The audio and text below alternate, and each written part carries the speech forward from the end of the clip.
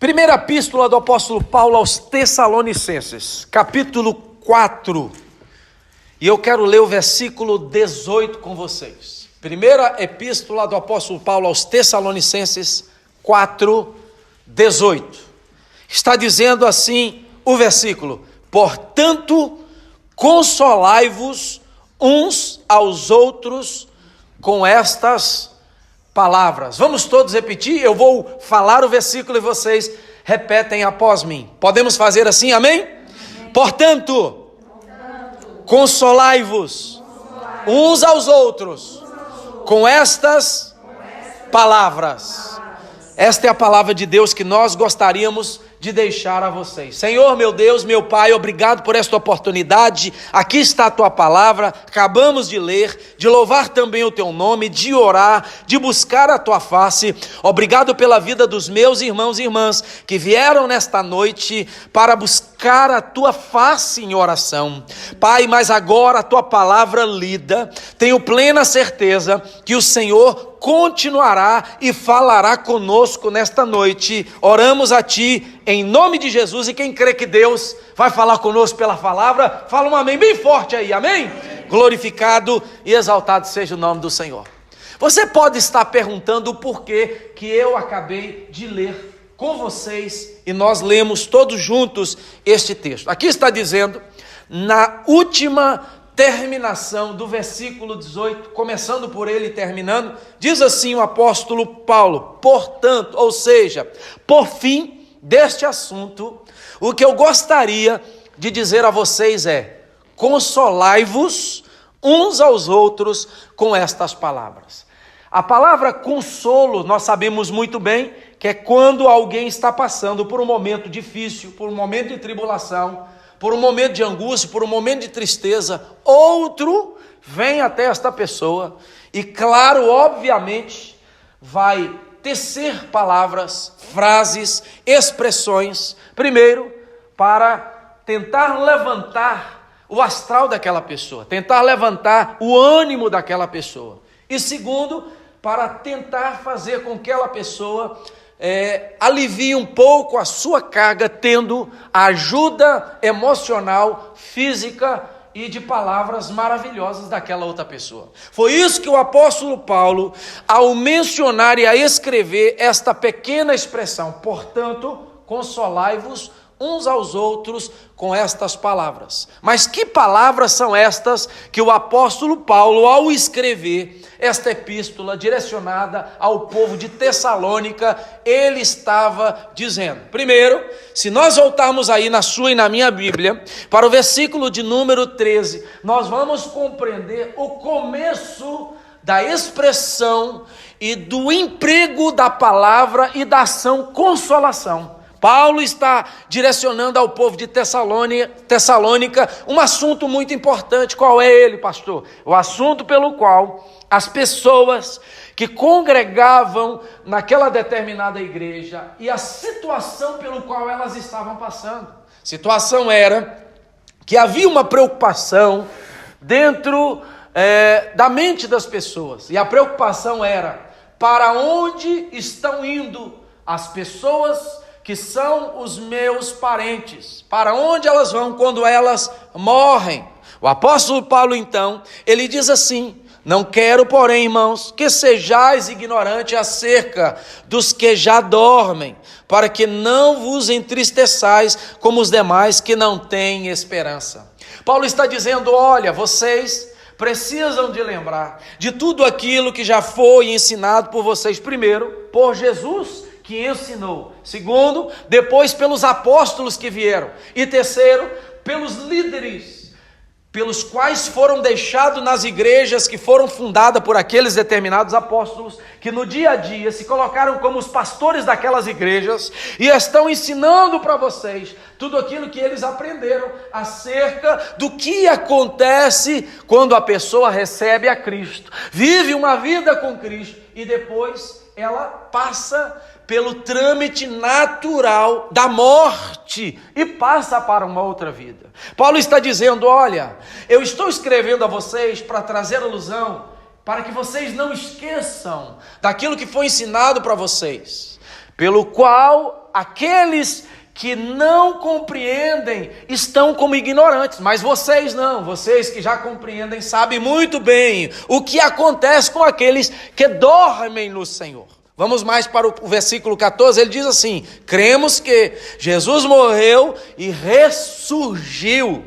Assim também cremos que aos que dormem em Jesus, olha a resposta de Paulo, para suavizar, tranquilizar o coração da igreja de Tessalônica e daqueles que eram e estavam servindo a Jesus ainda vivos, mas que perdiam seus parentes que estavam em Jesus. Ele diz o seguinte: nós cremos que Jesus ressurgiu, assim também cremos que aos que dormem em Jesus, Deus tornará a trazer com ele. Aqui há até uma grande pergunta para aqueles que não sabem o que vai acontecer. Para aqueles que já sabiam o que ia acontecer, Paulo agora só frisou algo importante que vai acontecer com aqueles que dormem em Cristo Jesus. Paulo começa a dizer então, e a colocar os detalhes. Ele diz assim, versículo 15, olha aí na sua Bíblia: dizemos-vos isto pela palavra do Senhor, que nós, os que ficarmos vivos para a vinda do Senhor, não precederemos os que dormem, pois o mesmo Senhor descerá do céu com grande brado, a voz do arcanjo. E aí diz mais: ao som da trombeta de Deus, e os que morreram em Cristo vai acontecer o quê? Ressurgirão primeiro, depois nós, os que ficarmos vivos, seremos arrebatados juntamente com eles nas nuvens, para o encontro do Senhor nos ares, e assim estaremos para sempre com o Senhor. Paulo ensina uma doutrina importantíssima para a igreja. Qual é ela, pastor? A doutrina da ressurreição. Outra doutrina que Paulo ensina, importante aqui, a doutrina chamada a doutrina da trasladação, ou seja, a doutrina do arrebatamento daqueles que morreram e daqueles que estão vivos em Cristo Jesus. Os que morreram vão ressuscitar e os que estão vivos vão ser o quê? Transformados, e eles passarão pelo arrebatamento, que é a chamada trasladação. Que doutrinas importantes que nós não podemos esquecer, e sim, sempre lembrarmos dela. Mas aqui, queridos, por isso que eu quis ler o último versículo, porque nós precisamos nesses últimos dias continuar consolando uns aos outros. Nós precisamos continuar admoestando uns aos outros, lembrando uns aos outros de quê? Lembrando que este Jesus que morreu na cruz do Calvário, que ressuscitou, que está sentado agora no seu trono de glória, ele há de voltar para buscar os seus. Primeiro, os seus que morreram nele, os seus que estavam confiantes na promessa. E segundo, para buscarem aqueles que continuam nele, vivos, que continuam vivendo uma vida, trabalhando, deitando, dormindo, acordando, tomando banho, jantando, viajando, indo para férias, no telefone, conversando com alguém, indo no comércio, entrando no banco, pegando o carro, viajando, indo para um lado, indo para o outro, levantando, sentando, pensando, enfim, fazendo diversas atividades. Estes o Senhor virá para buscar eles também. Nós não podemos e não devemos esquecer deste momento muito importante. Qual é o momento? O tema que eu gostaria de trabalhar com vocês, que ele virá. Ele não vai tardar, ele não tardará. Nós precisamos de lembrar uns aos outros: Jesus virá, Jesus voltará. Muito em breve vai acontecer a vinda gloriosa do nosso Senhor e Salvador Cristo Jesus. Existem 3 palavras no original chamado grego importantes relacionadas à vinda do Senhor, relacionadas à manifestação do Senhor, relacionadas à ação que Ele fará quando Ele for levar os seus para Ele. A primeira está no versículo 17, que diz assim: depois nós, os que ficarmos vivos, seremos arrebatados. Palavra harpazo quer dizer agarrar, apanhar. A palavra arrebatamento quer dizer alguém que vem e apanha, agarra com toda a força e toma para si. Os estudiosos sobre a escatologia nos falam que a vinda de Jesus, o arrebatamento dos seus, é como se fosse um rapto.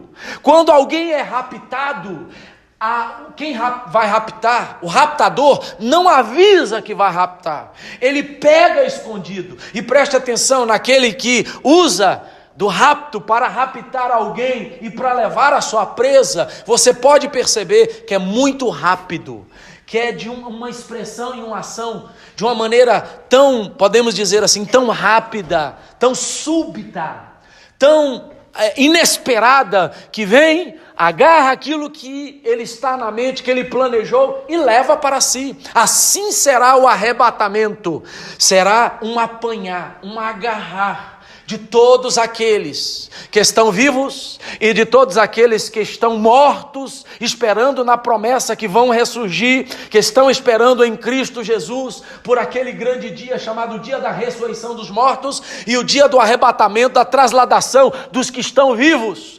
Acontecerá que o Senhor virá e vai raptar os seus, tomar os seus para Ele. Por isso que aqui no versículo, esta palavra arrebatamento justamente dá essa expressão de vir e agarrar com todas as forças, de vir e pegar com todas as forças. Eu louvo ao nome do Senhor, que nenhum dos planos de Deus serão frustrados.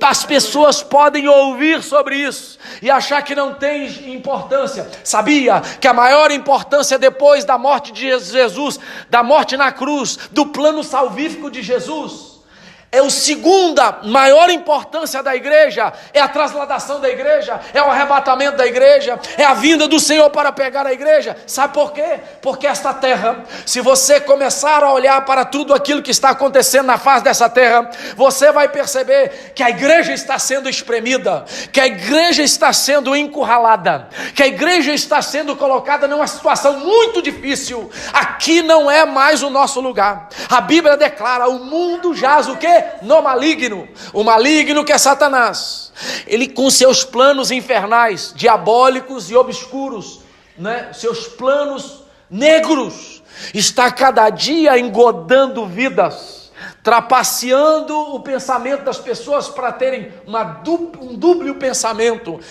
um duplo raciocínio, querer a Deus só pelas bênçãos, só pelos milagres, mas não servir a Deus na inteireza de coração, uma vida de santidade. E aí o diabo engana e leva muitos e muitos após ele, não esquecendo que quem é leitor da Bíblia, que está aqui nesta noite escutando a palavra, vai saber muito bem que o único ser criado por Deus que não mais tem chance no passado, no presente e no futuro se chama Satanás, porque para ele a Bíblia já escreveu a sentença que vai acontecer com ele, porque no final de todas as coisas, depois que ele for julgado por causa da desobediência que ele quis tomar o trono de Deus, vai ser lançado no lago de fogo e enxofre. Por contrário, todos os que estão vivos hoje tem ainda a oportunidade de se render ao Senhor, porque o plano de Deus está aberto para todos, o plano de Deus está acessível a todos. Qual é o plano? Receber o Messias, receber o Salvador, receber o que tem uma promessa. Ele virá e ele não tardará, porque a promessa dele é de vir levar os seus para ele, é de vir coroar os seus na eternidade com ele, é de transformar os seus e de levá-los para junto aonde ele está agora, antes do dia que ele vai voltar na nuvem e vai enviar o arcanjo a tocar a última trombeta. Qual é a trombeta, pastor? A trombeta para convocar a todos, para ele tomar os seus para ele. Quem pode glorificar, glorifica. Aleluia. Então essa expressão aqui é muito forte. Agarrar, apanhar, o sentido de um rapto. Segunda palavra, que é uma palavra literal, está no versículo de número 15. Dizemos isso pela palavra do Senhor, que nós, os que ficarmos vivos para a vinda do Senhor, não precederemos que dormem. Vinda do Senhor é a palavra no literal, chamado parousia. O que quer dizer parousia? Presença, vinda. É a vinda, é a presença do Senhor que vai acontecer mesmo. Ele não vai falar, eu vou vir e vou mandar um representante, não. Ele vai vir pessoalmente. Parousia quer dizer literal a presença dele. Ele vai se manifestar na sua vinda, literalmente, naquele grande dia do arrebatamento. E a última palavra que a Bíblia nos mostra é a palavra epifania, que quer dizer manifestação também, quer dizer vinda. Para que o Senhor vai manifestar na sua vinda? Ele vai manifestar para que nós, no exato momento, antes da vinda dele, segundo alguns textos que eu gostaria de ler, primeiro, guardássemos o nosso testemunho de vida. O que é guardar o testemunho de vida? É nós, primeiro, reconhecermos que Jesus é o Senhor, que Ele venceu a morte, que Ele venceu o pecado, que Ele venceu o diabo, e pelo fato de Ele ter vencido a morte, vencido o pecado, vencido o diabo, e nós aceitando Ele como o Senhor da nossa vida para nos perdoar os pecados, o que Ele passa a fazer agora na nossa vida? Ele passa a nos levar em uma nova vida, em uma novidade de vida, em uma vida a caminhar nos passos que Ele, pela sua palavra,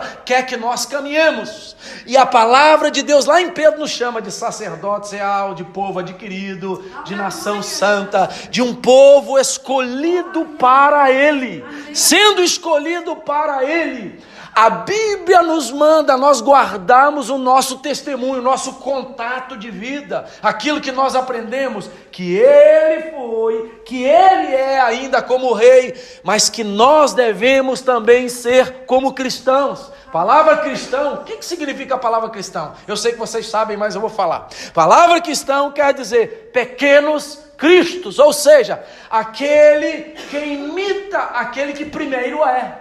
Aquele que se coloca igual é. Quando você olha para o espelho, está refletindo o quê? A sua própria imagem. Quando nós olhamos para Jesus, a imagem dele reflete em nós. Por isso que nós somos chamados de cristãos. Para ser chamado de cristão, presta atenção numa coisa, meu irmão, minha irmã, é muito sério. Eu sou cristão. Então, se você se coloca na qualidade de cristão, você tem que preservar o teu testemunho, porque você está dizendo que é igual a Ele, você está dizendo que é filho dele, você está dizendo que é semelhante a Ele, e ser semelhante a Ele, tem que pensar como Ele, tem que agir como Ele, tem que falar como Ele, tem que fazer o que Ele fez. Quantos que podem concordar? Diga glória a Deus, amém?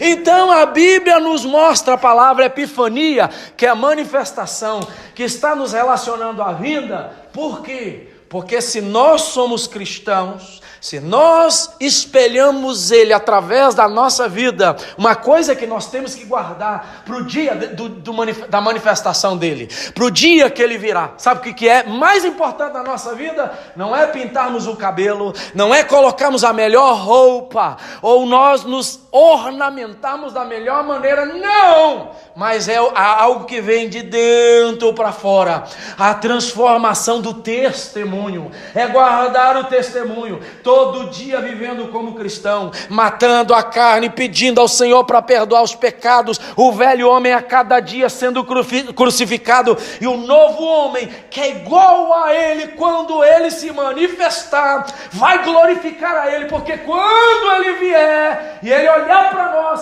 para nos tomar, o nosso testemunho tem que bater da maneira que Ele era, quando esteve nesta terra, uma vida de testemunho, uma vida de glorificação ao nome do Pai. Vou ler rapidamente, vocês não precisam de ler, está em Filipenses, olha que textos maravilhosos, Filipenses, capítulo de número 2, versículo de número 12, vai falar sobre essa questão de guardar o testemunho. Filipenses 2,12 está dizendo assim: de sorte que, meus amados, assim como sempre obedecestes, não só na minha presença, mas muito mais agora, na minha ausência, assim também efetuai a vossa salvação com temor e tremor. Olha o versículo 13: pois Deus é que opera em vós tanto querer como efetuar, segundo a sua boa, o quê? Vontade. Então a salvação, ela tem que ser praticada, o nosso testemunho de vida tem que ser praticado com muito temor e tremor diante das pessoas e sendo preservado a cada dia. 1 Timóteo 6,14, olha aqui que 1 Timóteo 6,14 fala para nós desta questão do testemunho. Está dizendo assim: que guardastes este mandamento imaculado e irrepreensível até a vinda de nosso Senhor Jesus Cristo. Então nós precisamos guardar o nosso testemunho, guardar a nossa postura, porque vai acontecer esta epifania. O que é epifania? A manifestação. Ele vai voltar, ele vai se manifestar. Jesus virá, ele não vai tardar. Agora, para nós começarmos a terminar este texto, para causar consolo de um ao outro, mas para causar a manifestação de você sempre lembrar alguém: olha, ponha-se, dá só um exemplo, ponha-se de acordo com Deus quer para a tua vida. Você pode estar dialogando com alguém que não está bem, porque Jesus vai voltar. Então nós não podemos esquecer, e sim sempre lembrar de colocar nas nossas conversas espirituais, na nossa maneira de dialogar com alguém que precisa do nosso conselho, que Jesus vai retornar, que Jesus vai voltar, e ele não quer e não almeja pegar ninguém desapercebido, não quer pegar ninguém voando, ninguém com a sua mente fora dos padrões e da perspectiva que ele tem para a vida daquela pessoa. Mas antes da vinda dele estão acontecendo inúmeros sinais. Esses sinais são para quê, pastor? Esses sinais, meus irmãos, são para provar que vai acontecer a vinda dele. Esses sinais são para provar que antes que ele manifeste nesta vinda visível, literal, e ele vai arrancar, pegar, raptar os seus, que é chamado arrebatamento, estão acontecendo e precisam estar acontecendo sinais. Aonde estão isso? Na sua casa depois, eu não vou ler, que são 2 textos extensos. Primeiro, Mateus 24, Mateus capítulo 24, na sua casa leia, estão lá a lista dos sinais. E o outro texto, Lucas capítulo 21, Mateus 24 e Lucas 21, existem uma lista lá dos mesmos sinais, mas em Lucas existem alguns sinais que não estão em Mateus capítulo de número 24. Eu vou denominar alguns para vocês. Eu peguei lá em Lucas capítulo de número 21, no Evangelho segundo Lucas, alguns sinais, e vários desses sinais, é claro que existem outros que nós percebemos, que estão em outras passagens proféticas dos evangelhos, que também são sinais da vinda do Senhor. Olha os sinais. Primeiro, falsos cristos. Está ou não está acontecendo? Pessoas se levantando como Cristo e são falsos. Guerras, muitas e infinitas guerras espalhadas pelo mundo inteiro. Terceira coisa, revoluções, pessoas que estão se revoltando, que estão contra o governo, que estão contra as leis, e elas estão se revolucionando contra algo que é bom, que é benéfico para a sociedade. Outra coisa interessante que são um dos sinais: nação contra nação, reino contra reino, família contra família, povo contra povo, pessoa contra pessoa. Está acontecendo isso ou não está acontecendo, irmãos? Claro, obviamente. Outra coisa, grandes terremotos. A intensidade dos terremotos estão a cada dia aumentando. A hora, podemos dizer assim, o abalo sísmico do balançar da terra. Antes, podemos dizer assim, né? Dá um exemplo. Hora em hora, agora está sendo segundo ou milésimo de segundo. No mundo está acontecendo vários terremotos em grande escala e em pequena escala. Todos os dias estão acontecendo terremotos em pequena e em grandes escalas. Outra coisa, pestilências. Quantas pestes! Falando em peste, vocês sabem muito bem que lá no Brasil agora está um surto de coisas e de pestes e de doenças que não acontecia há anos e anos, que estão afetando, né, povos vizinhos, que estão afetando o norte do Brasil e que pode tornar uma epidemia nacional. E existem outros lugares do mundo que vocês sabem muito bem que as pestes estão chegando, que as enfermidades estão chegando. Outra coisa interessante que está acontecendo dia após dia, se vocês não têm percebido, se vocês não têm ligado aí em programas científicos, grandes sinais nos céus. Além desses grandes sinais, é bom nós lembrarmos que hoje, se você veio de casa e olhou para o céu, você está vendo uma lua enorme, vermelha. A lua vermelha é um dos sinais que mostra a vinda do nosso Senhor e do nosso Salvador Jesus Cristo. Está aqui em Lucas 21, 25. Olha aqui. Haverá sinais no sol, na lua e nas estrelas.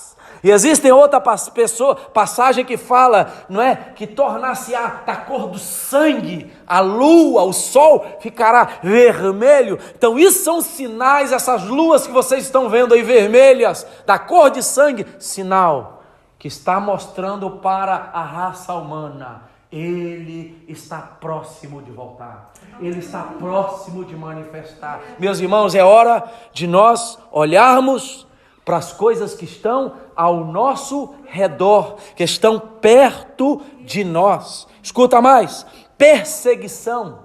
Se não está acontecendo perseguição aqui no nosso contexto americano, existem igrejas lá na África e em outros lugares onde não pode se propagar a fé cristã, que estão sendo perseguidas, que não podem ter um lugar maravilhoso de culto como esse, que estão dentro de subsolos, que estão dentro de cavernas, estão se reunindo, não pode ter Bíblia, não pode andar com Bíblia, e trocam-se pedaços da Bíblia. Existem lugares que a igreja está sendo perseguida.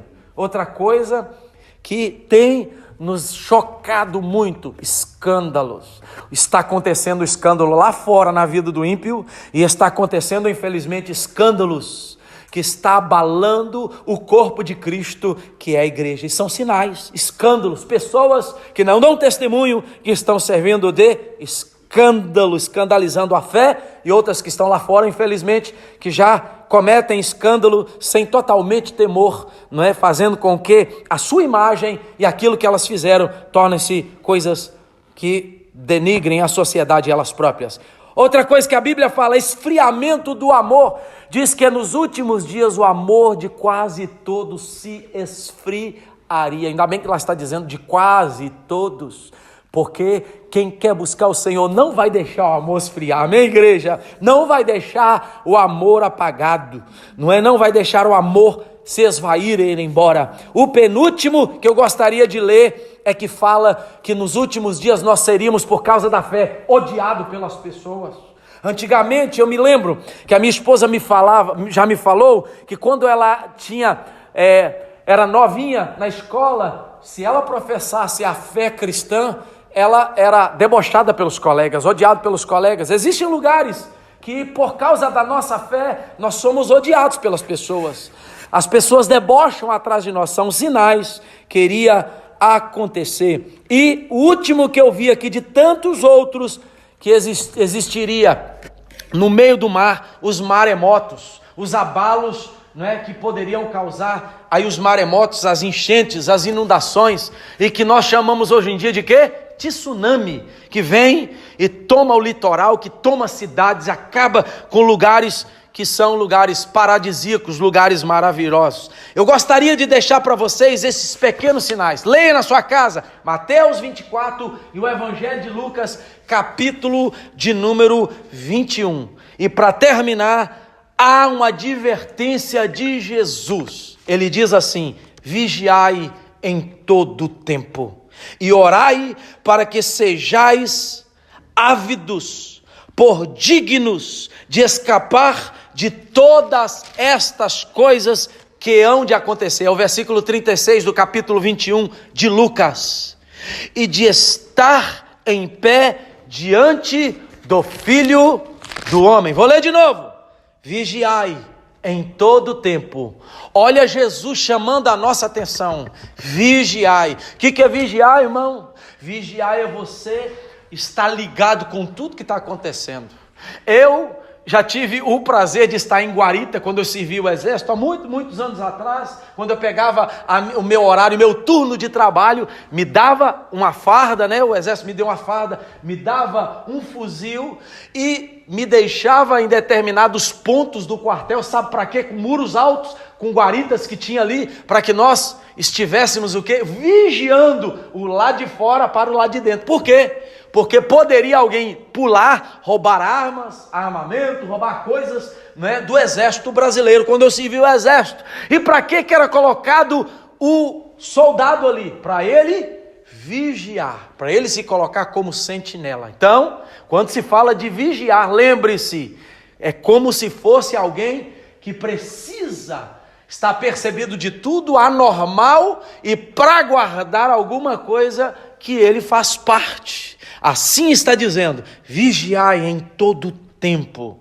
E aqui também nos fala uma coisa interessante. E orai para que sejais ávidos, por dignos de escapar de todas estas coisas que hão de acontecer. Por que nós oramos, irmãos? Para Deus guardar o nosso testemunho, para Deus guardar a nossa vida, para Deus guardar a nossa família, para Deus não nos deixar desviar do propósito. Para isso que a gente ora, porque quando a gente ora, a gente está confessando diante de Deus: Deus, eu sou pequenininho, eu sou falho, Deus, eu preciso do teu poder, eu preciso da tua glória, eu preciso que a esperança da tua vinda esteja borbulhando dentro de mim e não apague essa esperança. Por isso que aqui está dizendo no texto, eu volto para o texto, ligando a esta colocação do texto, que está aqui no texto que nós acabamos de ler, está dizendo assim: consolai uns aos outros com estas palavras. Consolar um ao outro é isso, é você sempre estar ajudando o teu irmão a não deixar ele apagar a esperança dentro do coração dele. Irmãos, nós precisamos ajudar uns aos outros. O que é ajudar um ao outro? De ajudar nós caminharmos uns aos outros, é dar a mão ao outro e não deixar aquele irmão, aquela irmã ficar para trás, mas seguirmos juntos, mesmo fraco, um mais fraco, outro mais forte, mas de mãos dadas, caminhar na esperança. Qual é a esperança? Ele há de voltar. Ele há de voltar, ele não vai tardar. Terminando a minha participação da palavra nesta noite, está dizendo assim: depois nós, os que ficarmos vivos, seremos arrebatados juntamente com eles nas nuvens, para o encontro do Senhor nos ares, e assim estaremos para sempre com o Senhor. A esperança no coração de cada um de nós, de cada um de vocês e daqueles que vão ouvir a mensagem que eu estou gravando é: não perca a esperança, não perca de vista o que Jesus prometeu para você. Sabe o que Jesus prometeu para nós? Jesus não prometeu riqueza, Jesus não prometeu que nós seríamos milionários, Jesus não prometeu que nós seríamos as pessoas mais bem-sucedidas financeiramente na terra, mas Jesus prometeu: eu vou voltar para buscar vocês, eu vou voltar para levar vocês para a glória, eu vou voltar para coroar vocês com a bendita salvação, com a vida eterna, que é o prêmio máximo da vitória que Deus tem na nossa vida, aleluia. E enquanto isso, Ele vai fazendo pingar na nossa vida, respingar a chuva seródia de bênção, e nós vamos vivendo aqui conforme a vontade do Senhor. Mas a nossa pátria não é aqui, nós não somos daqui. O que Deus tem para nós é o arrebatamento. Ele virá, mas igreja que está me ouvindo aqui, você que está me ouvindo, fique apercebido, não durma, não se contamine com esse mundo, não se envolva com dinheiro, não se envolva com riqueza, não venda a tua salvação pela posição, não venda pela prostituição, pelo adultério, não vende a tua vida pelo engano e por trapacear as pessoas. Não venda a tua salvação, não venda por nada. Isso é inegociável, isso não se negocia. Sabe por quê? Porque isso é o bem mais precioso para mim e para você. Ele virá. Repita comigo, ele virá. E não tardará. Bem forte, ele virá. E não tardará. Tá fraco ainda, eu vou pagar um café para cada um de vocês. Vocês estão mais do que eu. Vocês precisam falar mais alto do que eu. Repita comigo, ele virá. E não tardará. Fala assim, povo que vai ouvir esta mensagem. Jesus virá. É promessa. E não tardará. Fala assim, desperta a igreja. Desperta tudo que dorme. E Cristo te ressuscitará. Vamos aplaudir ao Senhor nesta noite. Ele virá. Ele virá. É a maior de todas as promessas. Jesus virá. Aleluia. Você poderia vir aqui na frente? Amém? Amém. Em nome de Jesus.